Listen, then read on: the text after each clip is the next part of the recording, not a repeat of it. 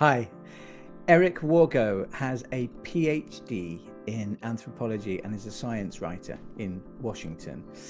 He's also the author of the acclaimed book Time Loops and is a bit of a rock star to me and some of the community that I hang out with sometimes. All thanks to my partner Kate, Daisy Campbell, and the Mycelium. I discovered Time Loops a couple of years ago, and it's completely changed the ideas I had about time and dreaming and consciousness and what we can do with it to connect to each other and ourselves, which is at the heart of this series. And I've just had the most amazing conversation with Eric, and that's what I want to share with you now. Really hope you find this as fascinating and just delightful as I have. It's a really great conversation. So welcome to Super Connected Conversations. The feelings coming through your fingertips. Don't slide for more. Don't slide for more. Welcome, Eric. Finally, so great to meet you. Great to meet you too. Thanks for having me. Oh gosh, it's really special because your name and your book Time Loops has been spoken about and digested around me with other friends and my partner in particular for a couple of years now. And I do have a question particularly related to the book, but we'll get to that. What these conversations that I've been having are about is mainly to do with connection and the kind of the growth of digital connection that we have as human beings now and what that's doing.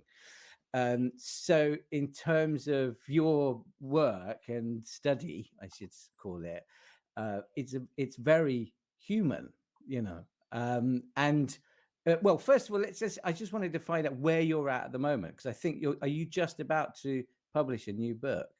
Yeah, I mean, this is the perfect time to have this conversation about connection, because that's kind of the theme or a theme of my new book, Precognitive Dream Work and the Long Self, which is you actually can buy it right now on Kindle, and will be in physical bookstores next week. Okay. I'm definitely waiting for the physical one. Yeah. The screen time is it's too much now. Right. So yeah, the half that second half of the title, The Long Self, is really where I've been going with this book, which actually I finished a year and a half ago now. But things take time. Yeah, things take time to get published. But I mean, this is where I sort of went after the publication of Time Loops, sort of drawing out some of the implications of what I talked about in Time Loops for how we think about ourself. And you're talking about connection. One form of connection is connection to the self, to ourselves, and the long self is this idea that we are our past and our future and the present all at the same time, and that dreams and all kinds of other precognitive experiences connect us to that in a really profound way. So this book is sort of focused on dream work as a way of getting in, sort of connected to that sense of self. I mean, we go through life, in the modern world, so many aspects of our modern lives just encourage us to think of the past as dead and gone. It's irrelevant. It's gone. And the future as, how could the future have any impact on us, right? So we're just these little, we're just who we are right now at this moment in time. And I think it's very alienating. And when you realize that your past is still with you, not just in the form of memory, but that it's still here. There's like no barrier. You can experience this in precognitive dream work, that there is no barrier between you right now and you maybe a decade ago or 2 decades ago or 3 decades ago or as a child. I mean, it's all happening at the same time, and by the same token, you're connected to your future until death, you know, if not beyond, you know. And that's it's a I think a very awe-inspiring idea, but it's incredibly profound to experience it directly. And you can do that with dreams and with other precognitive experiences, but dreams are the easiest avenue to that. And as a further, I'll just say, as a further entailment of that idea, it really transforms your relationships to other people and your connections to other people when you realize that we're all long selves, sort of intertwining and interweaving in these really amazing paranormal ways via our precognitive unconscious. I love the term the long self, mainly because, and I did mention this to my girlfriend yesterday, that when I was about 13, I remember my mother asking me, why do you have to do all these things? I was really creative. I was always writing or making like little albums on cassettes of my own music at quite a young age, and I had to make them in a certain way. And she said, "What makes you do these things?" And apparently, I answered her at the time that I felt at 13 that I was sometimes looking from the perspective of myself as an 80-year-old man at the top of a ladder, and kind of looking at my younger self at the bottom of the ladder and making sure that he was, fulfilling all the things along the way. And of course, my mother was slightly gobsmacked at this, but I've sort of creatively felt like that my whole life. In other ways, not, but creatively, it was always, these things have to be done in this way because there's a feeling that they're already done. I'm just fulfilling it, you know. Right. I think that is how we connected. I think on Twitter a year or two ago, when I started a Twitter feed, which I've since ended, but I did it for my 13-year-old self. I started publishing his poems because I felt that was a good thing for him. And this is with a lot of encouragement from my partner, who it is through her and her community that I know about your work. And I'll acknowledge them more in detail later. But I really got the idea that as a 44-year-old man, honoring the work that the 13-year-old had done and sending it out into the public would have made that young boy really happy.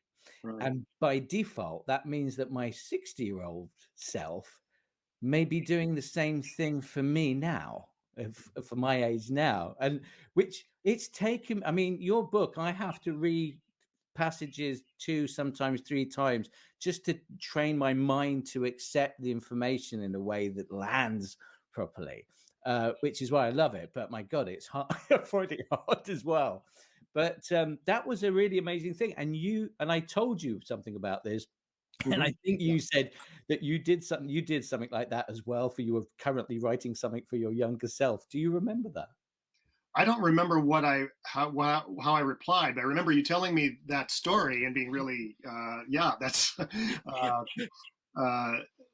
that's amazing. It's wonderful, and it's wonderful that and it's particularly significant that you're an artist. You know, your art and creativity is one of the most profound ways we can get after dream work, which is sort of easy. Everyone can do dreaming, you know, everyone dreams. We're all sculptors in our mind at night, you know, but actively engaging in the arts, you know, in some way, some form of artistic expression in our waking life is the next way to engage the long self and to experience this. And in fact, that's where I'm working on now, is in fact a book on precognition and creativity. Wow. Yeah. So, I mean, the idea that you are, you know, not only engaged, helping out your, publishing your younger self's, poems, and that your older self is doing the same thing for you. I think it goes deeper than that. I think that, in fact, your your creativity, what you produce creatively, that's all coming from your future. That's all coming from your future self, and that, I believe, that is the source of creative inspiration. And so, yeah, And it's not everything it's not linear, is it? Because I think I would say probably most of the people I've grown up with, and me included, up until I read your book, uh, there's a sense that the future self is the end. That's the end of my journey. But it doesn't feel like that in your writings when you talk about our lives. Yeah, this is a conversation I have. A lot of people go, yeah, okay, this, my model of precognition is kind of rooted in the body. I'm a materialist in that sense, and that Yeah. the theory is that, this is really the brain, and so it doesn't really speak to these kind of larger spiritual questions about an afterlife, or consciousness surviving death, and so forth. And so some people who, like, just, they want to hear that message, so they're kind of like, they decide, well, I'm not, so what about, my life on earth? But it's like, really? I mean, I think, if people really stopped and thought about how, I don't know if I can swear on your show, but how Yeah, sure. fucking amazing our life on earth is, and how just astonishing these long selves are, that we these long bodies. That's the term used in I think it's Tibetan Buddhism that talks about the long body. Our long bodies have these amazing adventures over the, think about all the things you've done in your life just until now, and hope, God willing, you're only halfway only halfway to the end. Yeah. Our lives are incredibly rich. I mean, just amazingly rich. And when you add to that richness this dimension that we're only starting to explore now, really, which is that hey, the past, my thoughts today are actually affected my biography in my past, not only via dreams, but via whatever my creative things. I'll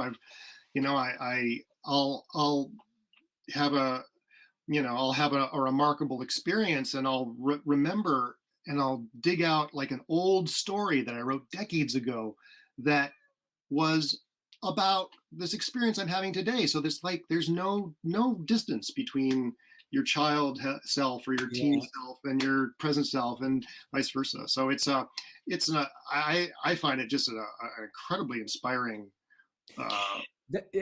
Me too, and that really resonates with me because I often have songs that I wrote years ago that I don't really know what they were about, but they felt like they needed to be written or sung in the way that I'd written and sung them. And then years later, I sort of then something happened, and I went, "Oh, that's what it was about." Right. But in quite literally a lot of the time, in a spooky way. And synchronicity features hugely in your work. And I've just got I noted a few things down, which I just wanted to mention. They're personal things of mine, but they're things that I've heard you talk about, and it goes back for me to the mid to late 90s. Obviously, I mentioned to you in the email. You mentioned Jocasta and the story of Oedipus fulfilling his destiny by trying to avoid it, which is just. I called my first band Jocasta for this very reason. I was fascinated in the idea that you could, and this is when I was 17, that you would not be able to escape some sort of fate, but then you sort of describe it the other way round, that it's the fate that is leading you towards it, or something. But for equivalent. Anybody who doesn't know, do you want to quickly explain the Oedipal sort of The story of Oedipus. journey? That bit of it. It's a longer story, obviously, but yeah. Yeah, well, and just briefly, the story of Oedipus is that an oracle, I think, foresees that um, an oracle foresees to Oedipus's adopted father. Uh, I'm blanking on his name. That your son is going to kill you and marry your wife and so on. And so he orders this baby taken to the wilderness and left in the wilderness to die. And of course, a shepherd or whatever finds the baby and brings him to the another city across the mountain, and where he grows up, and an oracle tells him that you're going to murder your father and marry your mother, and he doesn't know that he's adopted. Okay, and so he flees the city to avoid this fate, and winds up at a crossroads where this regal man comes along and winds up killing this man, and then various other things happen involving a sphinx and so on. But he winds up becoming ruler of Thebes, the city that he had actually been born in, and marries Jocasta, who was the widow of the man he murdered at the crossroads, turned out to be the king. And it takes him, of course, the play, Sophocles' play, is sort of I don't know, it's been compared to a kind of a detective story where the detective finds out he's the killer, That never thought of it like that. It's so interesting. I've told the same story, whatever that was, 23 years ago or something, in the 90s, in the music kind of world of interviews when you're in a band, and every single person kind of looking at me with this sort of, this is why you called the band Jocasta. And now I'm starting to think I only did it so that we could have this conversation now. Because nobody understood it then, or yeah. Well, thankfully they didn't understand, because if they had understood it, they would have said, well, this is really Freudian, isn't it? I mean, that's because the Oedipus story was for Freud. I mean, that was his single archetype of the unconscious, really, that we were all acting out this Oedipus story. But for him, and this is a theme that I hit in Time Loops, and I return to it in the new book because it is so rich. The thing is, he did not believe in the idea of prophecy. Prophecy wasn't like he totally couldn't abide that idea of prophecy. And so, and for him, that was just this superstitious old thing that, well, no one cares about that. What was interesting to him was the idea of marrying your mother, killing your father and marrying your mother. And so that all human psychology is all about that. But, really the story is about someone trying to evade their fate, trying to evade prophecy, and fulfilling it in the process. Well, that's exactly what Freud did. Freud evaded the whole issue of precognition in his dream book and everything like that. He was denying constantly that dreams could be precognizable, and he wound up like living this fate that he had foreseen in a dream and didn't realize it. But so if anyone had known, luckily Freud was way out by the time. No one knew about Freud when you were naming the band Jocasta, but anyone who knew Freud would have gone, yeah, right, yeah, of course. And then after that, after the band had split up, I started making music at Shakespeare's Globe. And I was exposed there to the whole world of 16th century alchemy, Hermes Trismegistus, and Giordano Bruno. Yeah.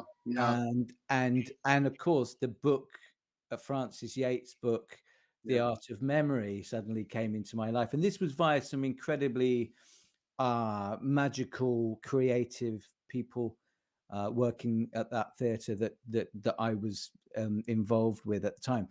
And I've heard a couple. Obviously, I've been listening to your not podcasts, YouTube videos and stuff of interviews, and you're mentioning these things that I kind of not forgotten about, but have not really paid attention to. and it's been crazy just how much of that period that I think probably maybe you discovered the book in the 90s as well. Is that right? Yeah, it was. It would have been. I discovered that book actually as an undergraduate in college. It was probably 87, something like that, 88, and it made a big impact on me then. And then I don't know. It was sort of planted a seed, and then I spent a couple of years in Prague in the mid '90s, which is when a lot of Americans and Brits were kind of living in Prague as expats at that point. And that, of course, is the center of alchemy. And there was an alchemical conference while I was there, and that kind of like reconnected me to all that hermetic stuff, all the stuff you're mentioning, Giordano Bruno and the Art of Memory, and Yeats, and that kind of like that reawakened interest really, boy, that really consumed me as a in my 30s and 40s, and kind of prepared the way for me to get into studying the paranormal. So Yeah. yeah, and my new book actually talks about the art of memory a lot. That's a big part of the book, actually. Right. So, Oh, wonderful. And it's magic, I suppose. And that's what I get from the one area that you talk about a lot in your work, which is dreams, of course. And is the one thing that I never seem to have studied until the last few years, and my dreaming life sort of came back to life. And of course, Kate, my partner, is an independent dream researcher. I mean, that's her. It's her life. It's her passion. And so I'm sure I said, "Is there anything you want me to ask? I don't know what I'm going to talk to Eric about." Really, and she said, "Well, that's just turn up, and then you'll find out why why you're having the conversation." And it struck me that these conversations that I'm doing every week are to do with connection as human beings in respect of this other thing that's grown in the last 25 years, which is technology communications, and what is gripping everyone's attention. I think there's the attention economy, isn't it? It's called, with social media and all kinds of platforms now that we're just kind of on a lot. And then it struck me that so much of what you're talking about is consciousness and magic, I think, and dreaming and very human activities that you don't need to charge up something in a wall socket to make work. The real stuff, let's call it. And so I wondered how you feel. I see your work. Since when did you leave college? Was that early 90s, mid 90s? I grew, yeah, 89. Yeah. So you've really been working on this. What I don't know what to call it, but ways for us to understand how our brain communicates with itself, and how that affects our life, at the same time as the technology revolution, the digital revolution, has been accelerating at that other pace. And I kind of see your work and that work going together. And I wonder, is there a natural point where they can be together and work together, or do you see those as very separate? I don't know how to answer that question. Well, as you're talking though, what I'm thinking about is the incredible ways that all the forms of connection you're talking about, social media, email, and so on, the incredible ways that precognition operates in these new media, these new forms of media. And this is actually something that the ufologist Jacques Vallée noticed back in the 70s, when he was working on the first iterations of the internet and computer networks. And these were little, 2-node or 3-node networks, connecting a couple people across the country. But he was noticing that ESP seemed to like be really activated by these connections, and so this was something that he wrote explicitly about, and in fact, he even did a couple studies of sort of ESP via email or early. I'm not sure if it was email chat rooms, kind of early kind of chat room type things. Wow, I love this. Go on. Yeah, and this is, man, this is totally a thing. ESP is really, I consider, I'm interested in precognition, specifically, and it is so charged by virtual connections of whatever kind. You can if you're connecting to someone, via email, say, who is at all attuned or interested in synchronicities, whatever, dreams, open to this stuff in one way or the other, magic, if you want to call it that way. Your connections become an ongoing paranormal experience. And I have people that I email with that, like, I'll have a dream, or I'll have some kind of random obsession, and it exactly corresponds to an email I get from them, but it'll be reciprocal, because they'll be telling me about I had this funny dream, that blah blah blah blah, and I go, oh wait, it's this, and I'll send them a picture or something like that, and I'll turn out, oh my god, that's what I dreamed about. So there's this kind of reciprocal ongoing connection becomes this fertile ground for these kinds of constant paranormal experiences. I use the word paranormal because it's just sort of a category. I mean, I don't really consider them paranormal. I think they're normal. They're human, but they're amazing. You've got me smiling about emails and social media for the first time in a while. Yeah, maybe this is what it's about for me, I think. Yeah, and now people. What's been great about my books is that people now like send me emails with their amazing stories, and so I get to hear tons of stories. But this theme of connecting via, and the way that precognition, time loops, so on, sort of connects us in a new way, with the help of these electronic, technological forms of connection, is just such a it's a huge thing. It's a huge thing, and and not even just emails. I mean, I'll most of my precognitive dreams, I would say probably half of my precognitive dreams, roughly, on a weekly basis, are about something that I encounter on Twitter, and that's like my my main social media platform. And it'll be a picture or some interesting story that I'll click on, and I'll read a passage. It's like, holy crap, I dreamed this last night. That's so that's how we engage with the world, right? I mean, I think if we were in a pre-modern world where we weren't engaging via the media, I'm sure back in the TV age, people were precognitively dreaming about TV stuff, but now it's internet and social media. And with precognitive dreams, I had an experience of that, and again, I only remembered really when I was reading your book, and I don't know how it got lost, but it was a long time ago. I think it was 2003.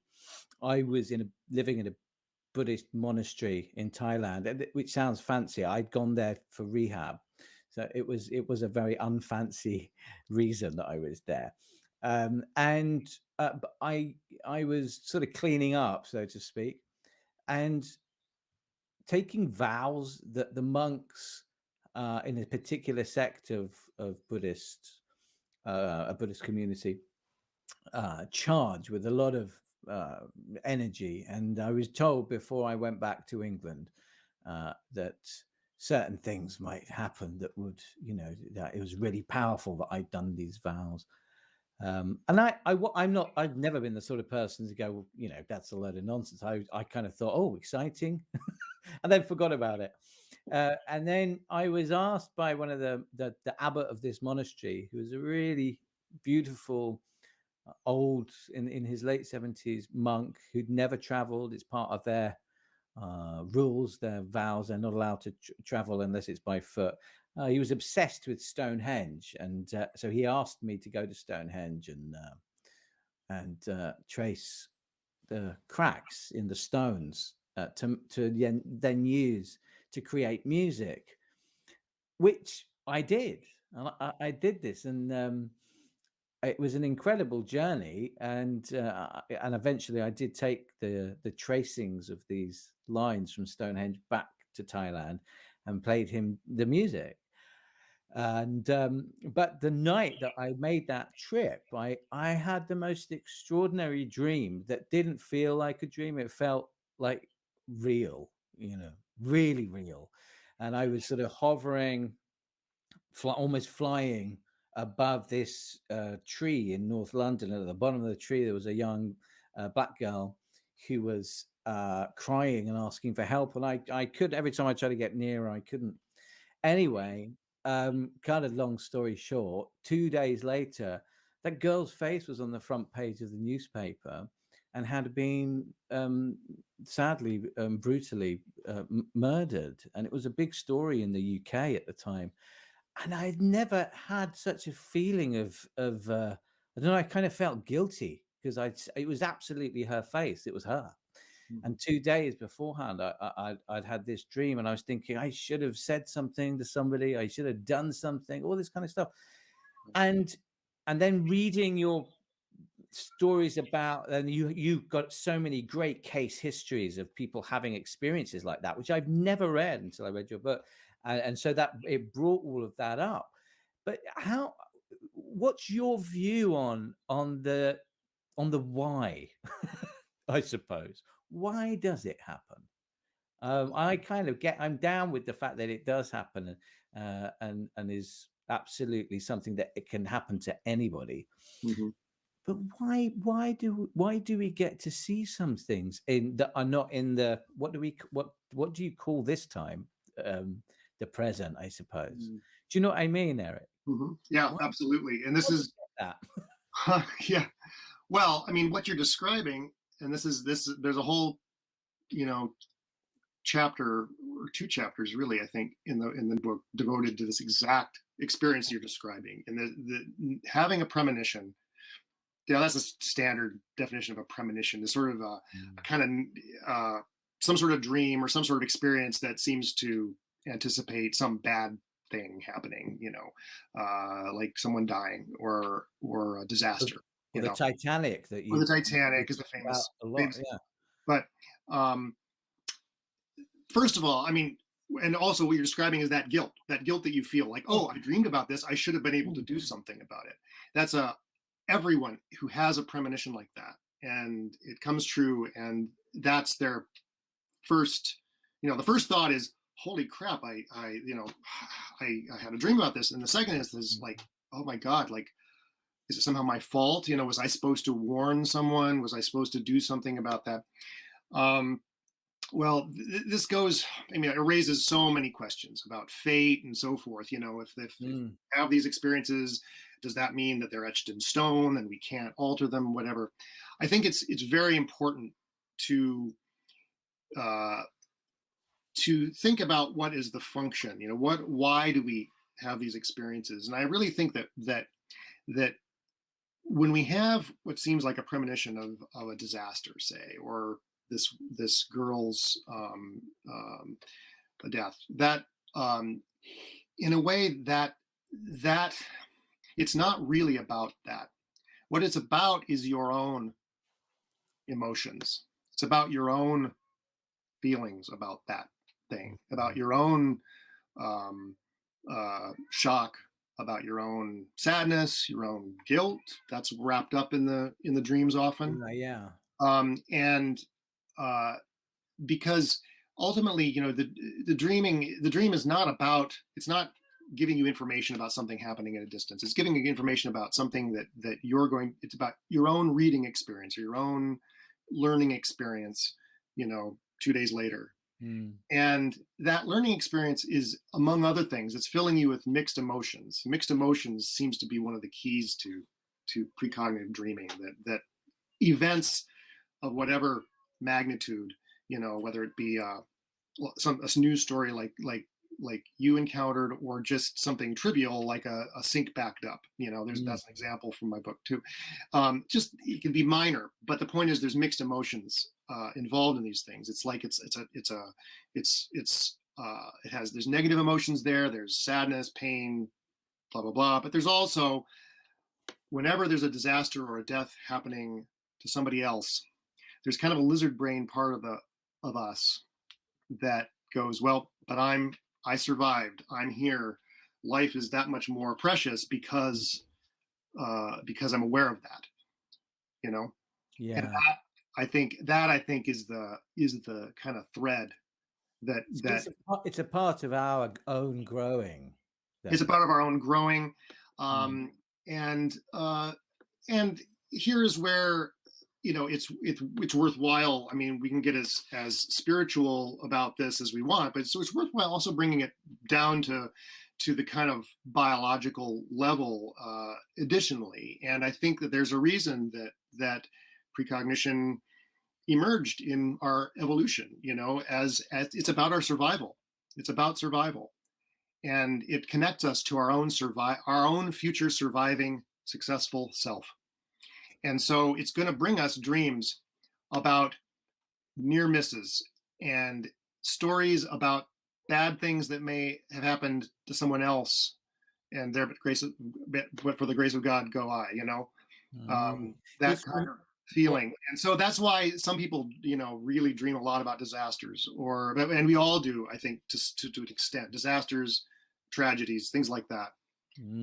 What you're saying reminds me of something that I read just before we began like a course with the Center for Social Dreaming in Amsterdam just over a year ago, and there was some literature about the Native American Indians absolutely always using precognitive dreaming to protect themselves from the white man at the time that was kind of taking their land and all that sort of stuff. They used that to navigate sometimes, and weather, and when to move into a different bit of the land. So I guess in some cultures it's been there and being readily experienced all the time. Just go back to the kind of the thing that's instigated me doing these having these conversations, which is that my worry of tech and addiction to it, and the effects on people's mental health and all of this. Do you see that you're like a really devoted dreamer? I'm reawakening my dream life, but I'm nowhere in that journey like you are. Do you see dreaming as actually is there a healthy side to it? Oh, absolutely. Yeah, it's incredibly healthy.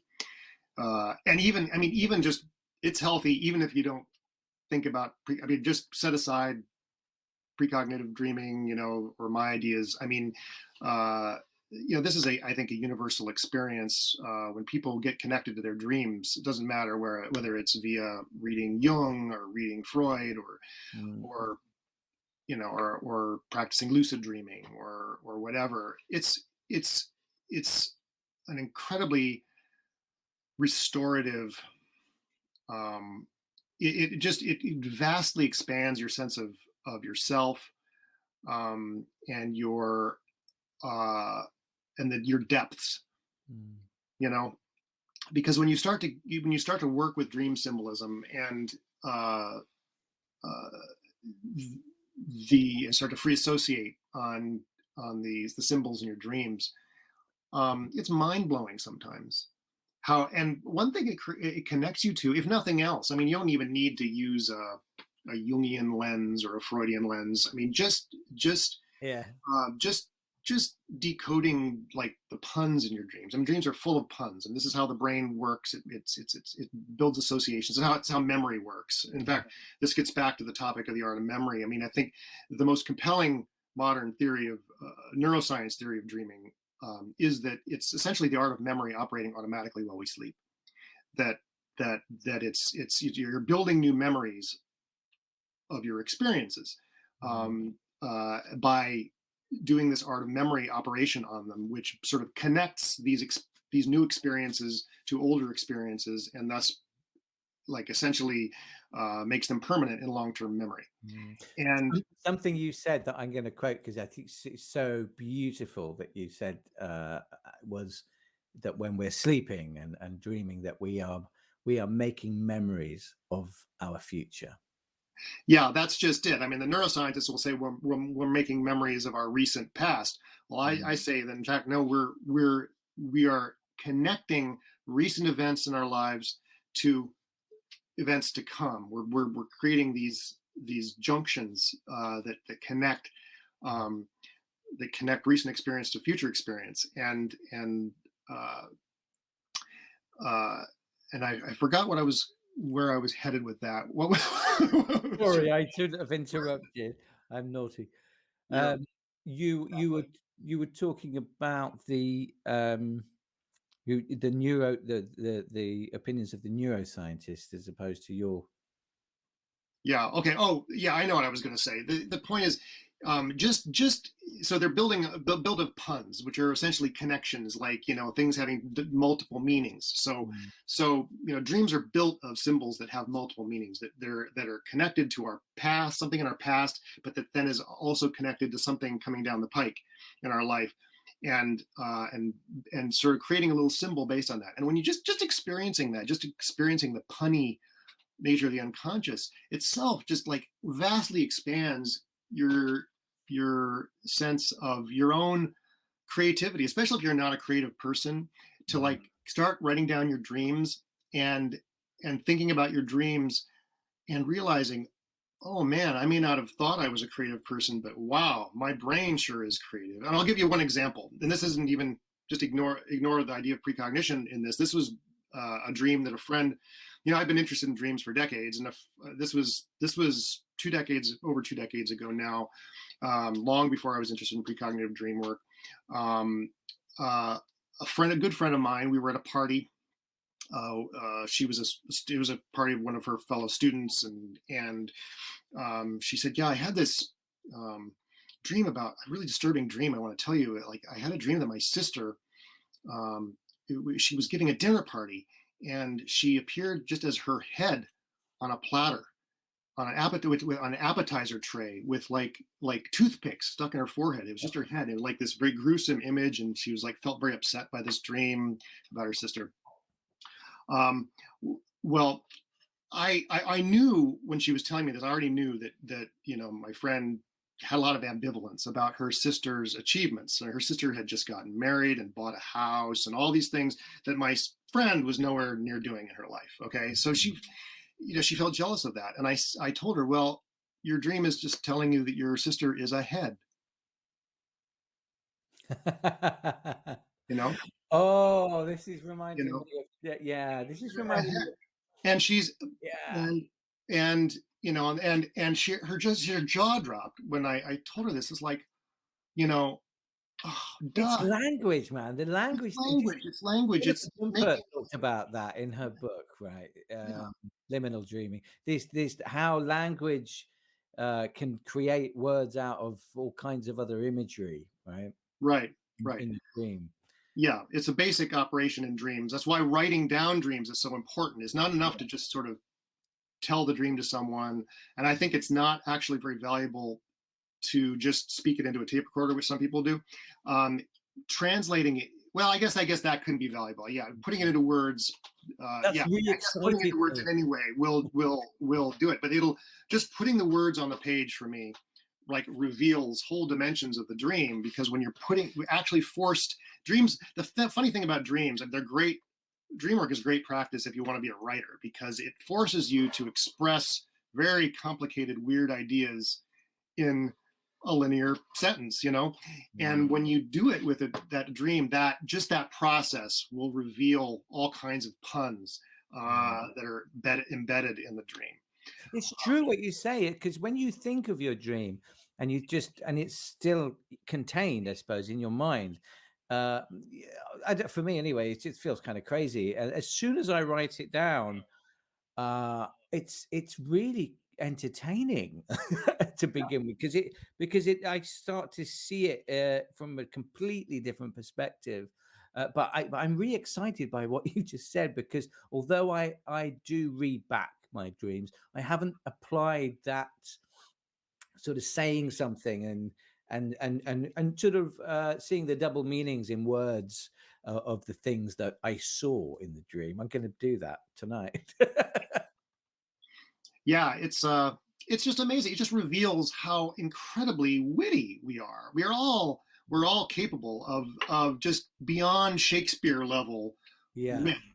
And in fact, it's our unconscious. That's just who we are. That's how our brains work. Our minds, our brains, what do you want to call it? Are geniuses. I mean, we're all geniuses, but yet we go through life, just putting on putting on our drab clothes and going to work and pretending that we're just these, little schlubs going about our day, and we're so much more. And so dream work, forgetting even precognitive dream work, just any kind of dream work awakens you to the richness and genius of who you are. You become creative, whether you're in a creative sort of job or Right. if that's part of your life or not. And I think this Super Connected, which began life as a single song, and then became an album, but it's a visual album, and this is part of the research for it all. I started working on this 2 years ago, and out of one person then connected to another person and another person, with so many synchronistic events, until it grew into I don't know, like 30 to 40 different people working on this project with me, which I've not shared yet. But like you, probably started working at the same time as your next book, which is coming out this year. This is when I'm putting what I did. But the connections between people that were really creative and some that hadn't been, but then became so, it was actually a bit, looking back on it, is a bit like a dream. You know how in a dream, when you wake up and you recount and you go, yeah, well, that can't happen in real life, but it's kind of cool. It was like that in real life, what I've gone through. And so it's interesting to try to then, I don't know, to take that as an example of our dreams being kind of keys to connection and creativity. Yeah. Man, I can't wait to read the new book, so I can get that next week, can't I? Yeah, well, you can pre-order it now from, I'll get it. I'll get it. Bookstore of choice. I'll get it after this. Yeah. And then, just because we're on creativity, does creativity amplify synchronicity? Yeah, I think so. Definitely. Yeah, It does. definitely. I mean, that's my experience. I think that's anyone's experience, when they're doing any kind of creative work. It's like I write, my creativity nowadays is just writing nonfiction, books or articles or whatever. But inevitably you have that, what we researchers call the library angel, which is, you're troubled by a problem, or you're stuck, and then you just pick up a book at random from your bookshelf, and it opens right to this page of this quote that's like answers your problem, or it's exactly what you needed. It's like exactly what was required then, and it's just, it feels, very magical and synchronistic.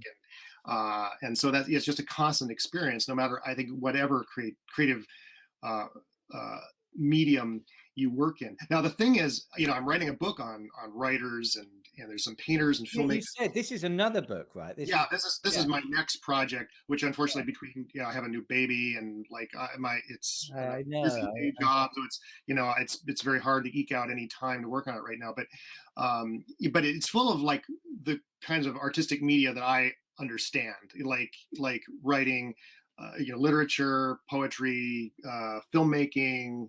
There's a sculptor in there and painters like that. But music is the one that I'm like, I am not a musical person in terms of being able Right. to, understand music. I love music, but I don't, it's not my medium. And Mm. I don't, I'm constantly curious how this would work, how precognition works in the life of musicians. Mm. So maybe this is something that you can help, help enlighten me on, because I've heard, some nice stories about, certain, Yeah. Oh my songwriters God. waking up with a song in their head and writing it I, down and so I, forth. There are those stories, but um, I will send you a link to something. I did a record last year, an instrumental kind of neoclassical album called Constellations, and that was actually written as a kind of, the whole project was a kind of conversation between me and Kate through dreams. I wrote all the music and composed and recorded some of it too while she was dreaming in a different part of the country to where I was, and then when she heard the music later on, several months later, she collaged pictures uh, from dreams she'd had whilst listening to the music. So we've done this wild sort of never-ending conversation, and then the lockdown happened. But the plan was then to take it all to dancers and see what they experienced through dreaming in terms of a choreographic element as well. But I've had a lot of musical experiences in not yeah in the dream life, not like writing a song, waking up like the McCartney Yesterday thing, mhm. but the other way around, where I've had dreams and then realized what I'd written and why. Oh yeah, right. Yeah, it's but music is memory anyway. It's all memory, and it does seem to be I think it's so closely related to dreams in that it's not, it's not a thing. Well, It- I love that sentence. Music is memory. I mean, because that's just it. The puns in dreams are not just verbal. That's the thing. You can have, that's where it goes so far beyond anything that humans are capable of consciously.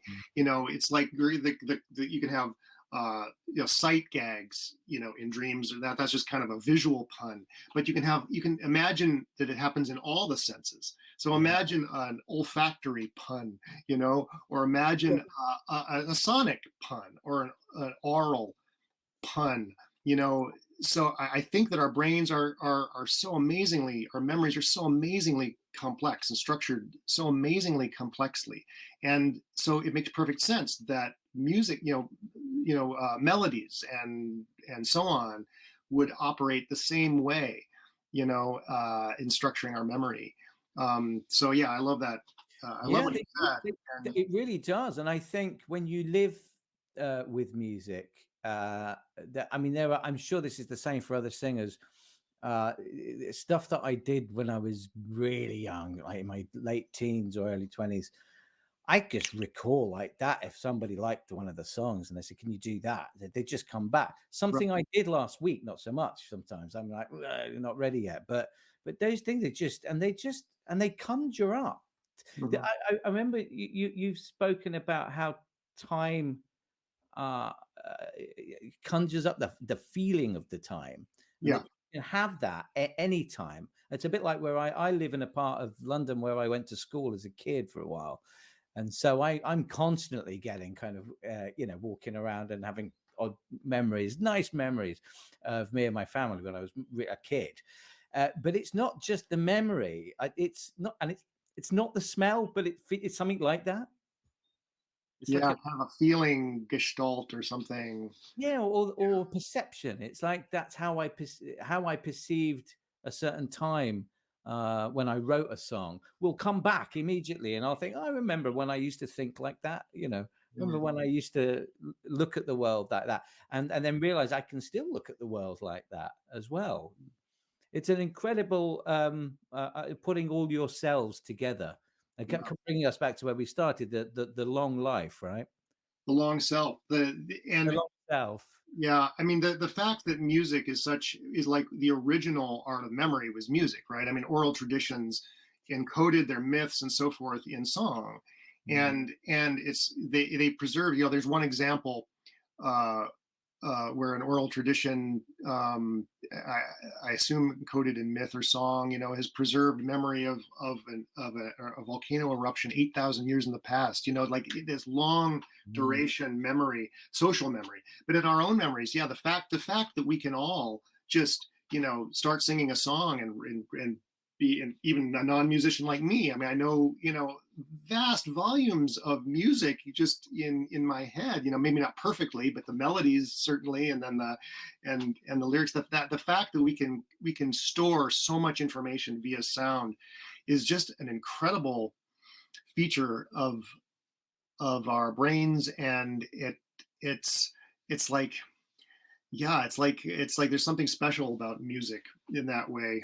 And Eric, I'm going to send you some information about the method of making music that I learned in the Buddhist monastery in Thailand. Oh, I would love that.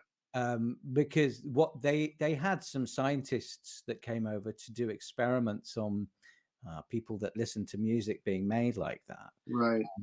And what it showed, that it actually opened the pineal gland, which is, as you know, that's the gland that opens when we dream and when we sleep.